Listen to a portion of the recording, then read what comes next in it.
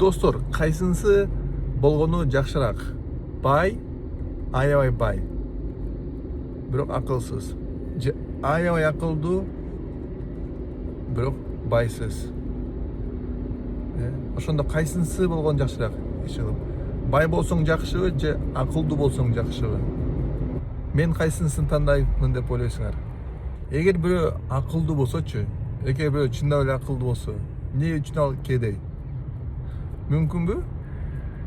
Акылдуу адам кедей болушу мүмкүнбү? Эгер акылдуу адам кедей болсо, ал канчалык акылдуу чындап элечи? Же канчалык анын акылы пайдалуу? Жөн эле пайдасыз акылды эле топтоп алганбы ошол адам? А эгер бай адам акылсыз көрүнсө, адам бай болушу мүмкүнбү? Акылсыз. Эгер байлык топтогону акыл кереги жок болсо, анда баары эле бай болмокко. Байлык топтош үчүн акыл керек, Даже ан көрүнбөсө, бирок баары бир акылы бар да. Балким билинбейт, китеп боюнча акыл эмес, бирок бир акылы бар. Бир өжөрлүкпү, шустрылыкпы, бир нерсеси бар. Ошол үчүн бай. Акылсыз адам бай боло албайт. Акылдуу адам,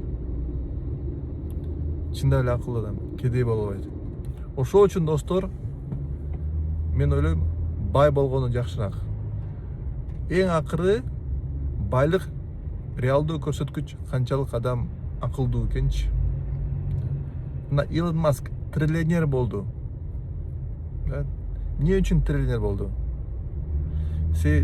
Дүйнөдөгү эң кыйын проблемаларды чечип атат. Электрический машинелерди, Neuralink, жанагы мээге чип киргизип, AI киргизгенчи, анан Starlink, космоста сателлиттер, ракеталар, дүйнөдөгү эң татаал проблемаларды чечип атат. Ошол үчүн ал дүйнөдөгү биринчи триллионер болду. Ошол үчүн ойлойм, ал дүйнөдөгү эң акылдуу адам азырчы. Ошол үчүн достор, баарыңарга тилейм байлык, ийгилик, ден соолук.